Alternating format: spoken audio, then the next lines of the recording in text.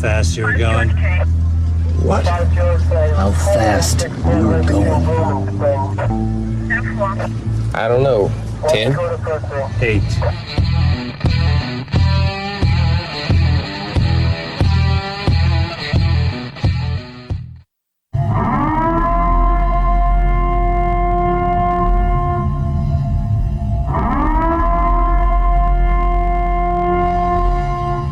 Be advised, this is an explicit podcast, so if you're easily offended, get your panties twisted into a knot, turn this off before you get butthurt and mad, start to cry, have to run to your safe space.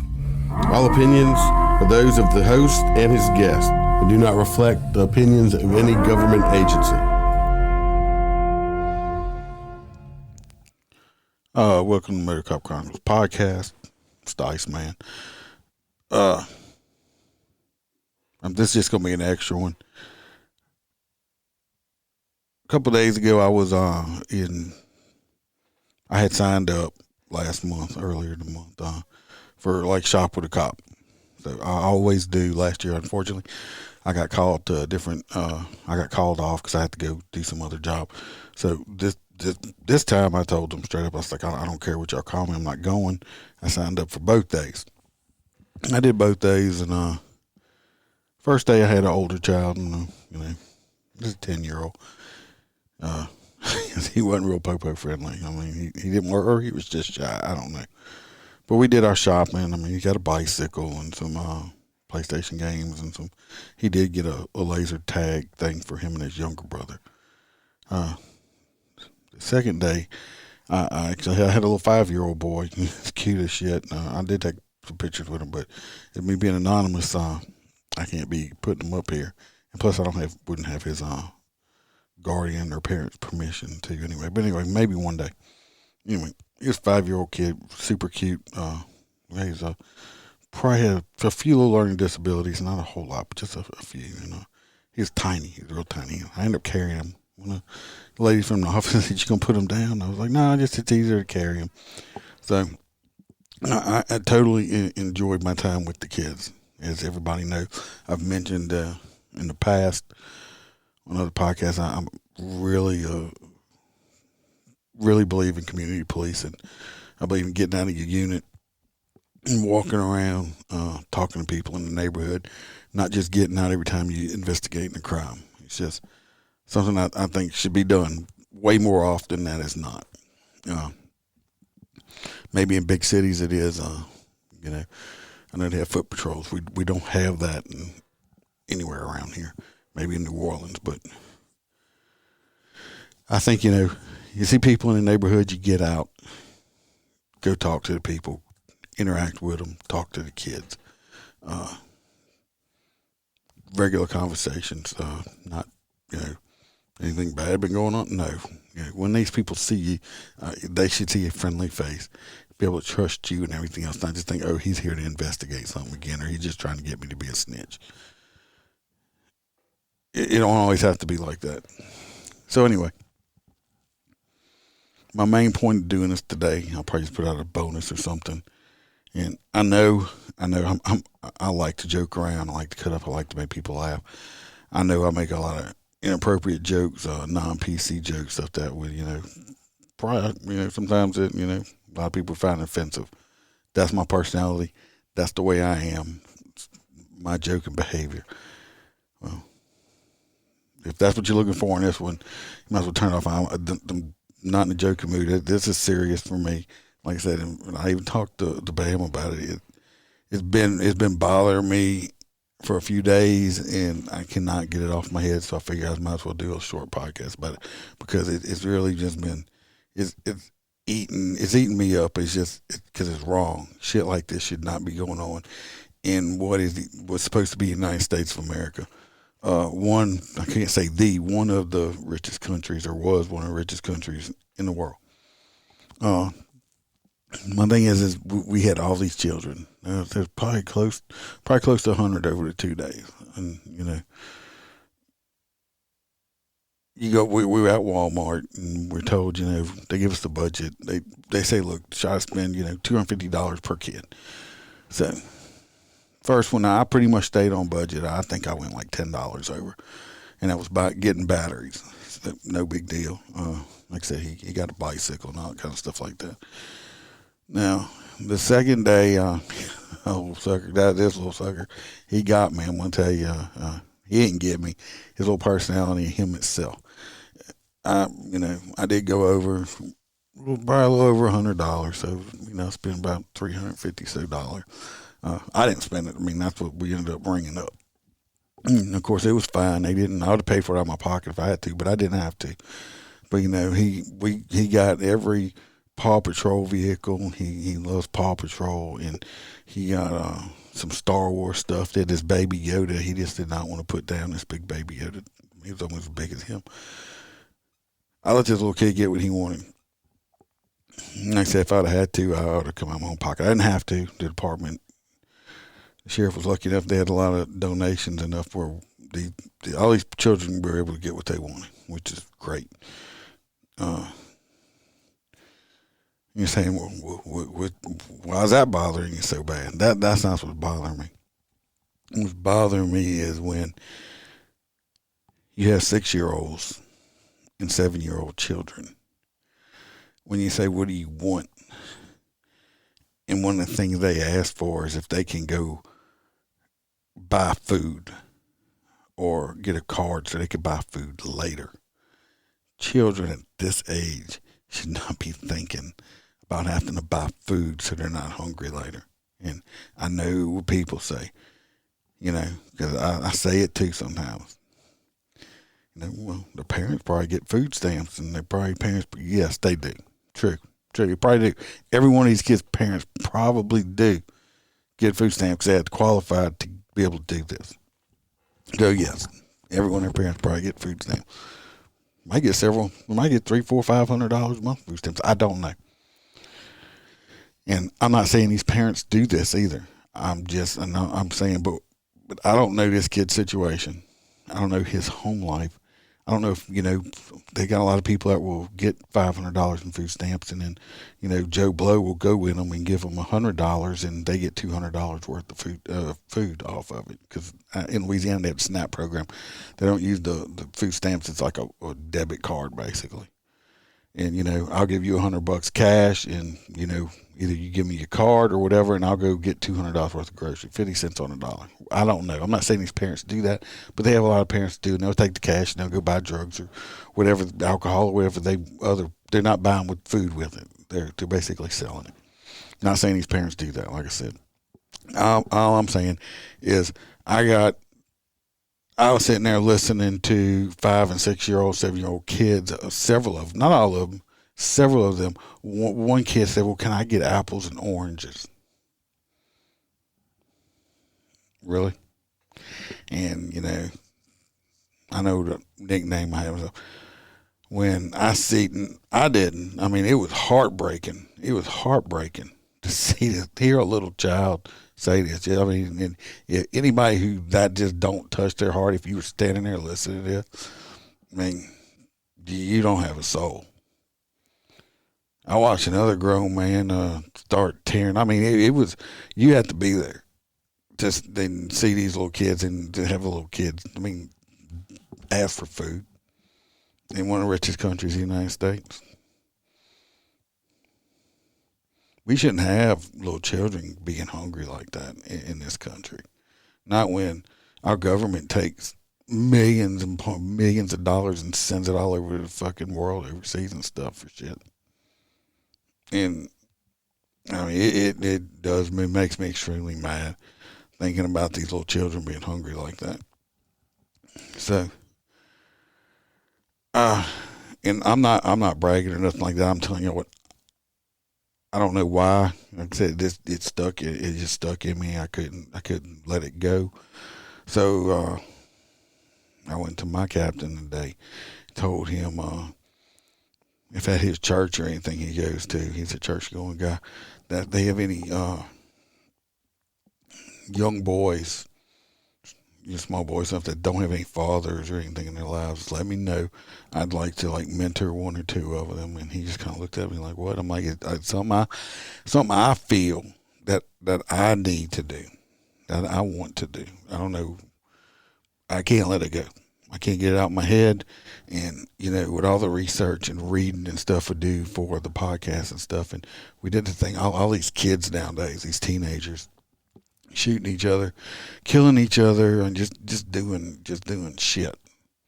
I mean, maybe if I could do something, maybe one little kid don't go out there thugging around after he gets older. I mean, maybe.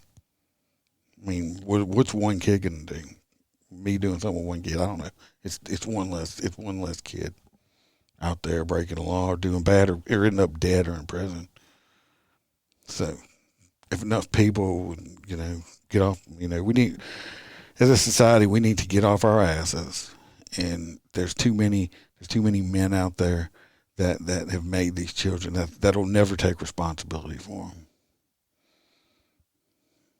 So us as a responsible adult or whatever, I can take a few days out of my month, to take this kid somewhere, take him to the park, throw a ball with him, take him to a movie if you want to. I mean, I don't know. It's just something I feel like I have to do. Challenge everybody else to do it. See if your department, if you're in law enforcement, or whatever, if they have Big Brother programs or something like that. I mean, we're all busy. I know I'm extremely busy. Between two podcasts, wife, land, and crank. I mean, everything. I'm extremely busy. I just feel like for some reason this is something I need to do. Something I have to do. I'm not extremely religious or anything like that. Hell, I can't even tell you the last time I've been to church. It's been so long. I don't know. Is it a higher power telling me to do this? I don't know. It's not. I just do. It's something I feel like I have to do. If you are in law enforcement and you're working on the street and you listen to me, get out your car. Get out the car and walk around the neighborhood. Go talk to people when you see them. You don't do it every time. You see people outside barbecuing, just sitting, just saying, just get out and go talk to them. Hi, how you doing? What's wrong? Something wrong? No, there's nothing wrong. Just driving past you outside. Figure I stop and visit and everything's going good. Just, letting y'all know I'm out here if you need something, making sure the neighborhood's safe. See kids, carry bubbles around. Or I got bubbles right now. Ring pops. You can go to Dollar Tree and buy shit very cheaply. If your department don't issue it, right?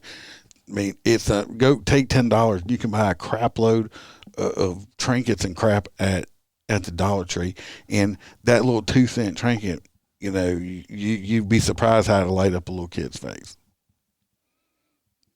Freaking, little ring pops at the dollar store. Go to Sam's, I do the ring pops because it's usually safer than the little dum-dum pops. A little more expensive, but come on, people. If you listening to me, I'm pretty sure most of y'all have a job. $10, $20 out your pocket ain't gonna hurt if you know while you on patrol. Keep stuff in your unit. You probably spend more. I'm guarantee you people spend more down on freaking energy drinks and coffee and stuff like that. I challenge people to get out your units and do it. If you're not in law enforcement and you listen to me, there's other things you can do. I wouldn't, if you're not in law enforcement unit, I don't suggest you go in the hood and just start getting out of people's house and asking how they're doing. I don't know if that would work out for you. Okay? Because some of these areas that we patrol and I patrol, they can be pretty rough. I wouldn't suggest anybody in their non-law enforcement capacity to go out and just get out and ask people how they're doing. You may get robbed if you got the wrong place, Because some of these people, are not, they got places and people just aren't very nice and they will hurt you. But as a civilian, there's still things you can do. I don't know if in the areas like I said, I know everybody's busy. I've actually thought one time about, on a, soup kitchen and stuff like that. There's people you can help out there. For whatever. You can find something to do. I don't know what's got into me or whatever, but something needs to change, especially with the children. These poor little children are just, some of them are just dealt a bad hand. And, they grow up and they it ain't their fault. A lot of them, especially 6-year-olds, it ain't their fault. They can't help where they live. They don't have a choice. And especially the boys, they don't have daddies in their lives. So what do? They out playing on the streets. Mama's working 2-3 jobs probably sometime. or mom don't give a shit because she's too busy. So the kid ends up playing on the streets. What he does, he sees the other people out there, and he's looking for a male role model. And lots of times they pick the wrong one, or they pick these children because they think that they're going to use the children because they know the kids that have them hold their drugs or doing stuff like that. Ain't the kid's fault. Something needs to be done. If you're in law enforcement, you listen to me. Step up, do something. You got to mentor a kid. Just get out your damn car. Go talk to them. Interact. You work, if you're day shift work, stop by the schools during lunchtime. Go sit at a table, at a lunchroom table. The food's not great a lot of times. So go eat lunch with the kids at the schools. Just go sit at a table. You ain't got to go to high school because most of them kids don't like cops anyway. Go to the elementary school. Start making influence there.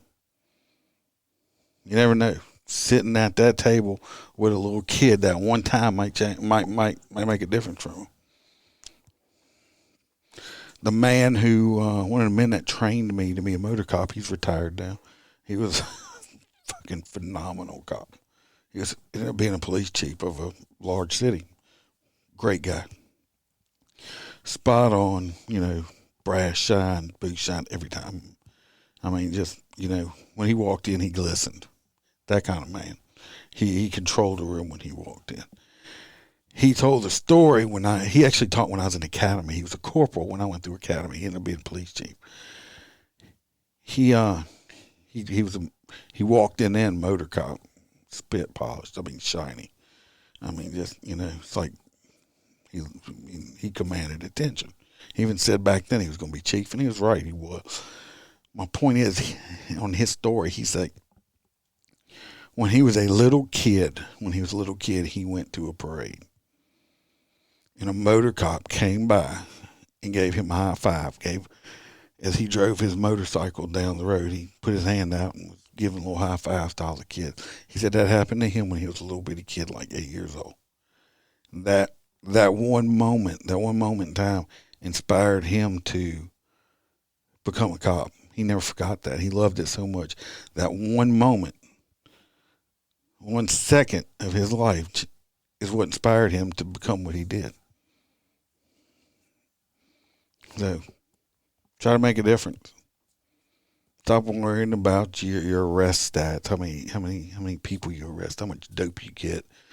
All that crap. You could take 10 minutes out of a shift, 15 minutes out of a shift, and go eat lunch with a kid. Get out and talk to some people in the neighborhood, because you never know. That one second could change a child's life. So anyway, I'm not going to keep rambling on about it. Just something that was on my mind, and I wanted to get it off. So I figured I'd do it on a microphone. Like I said, not the normal podcast y'all are used to. Me ranting and raving, complaining, or just like I said, my rant and raving a lot of times just me trying to be funny, and just some things just piss me off, and yeah, I do. That's just me. I'm getting off my chest. This is just something serious that's hitting with me. So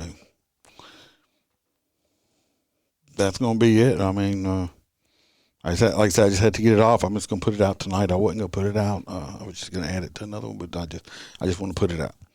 So I'm not even doing a whole other stuff. Just something was on my mind. Just something what I'm thinking about, what's been really, like I said, it's been consuming me, but I just have not been able to get this off my mind. These little kids really touched me with. It's wrong. You're not a cop and can't do it. You see if you ever see a food barrel at your local store, a few dollars worth of canned goods ain't gonna kill you for the food bank, is it? No. Maybe that one can of corn might be something that a kid eats. So, like I said, if you're not able to mentor or volunteer or get out in neighborhoods and stuff like that, you can do that. Leave something at the food bank. So, anyway. Try to put something out this weekend.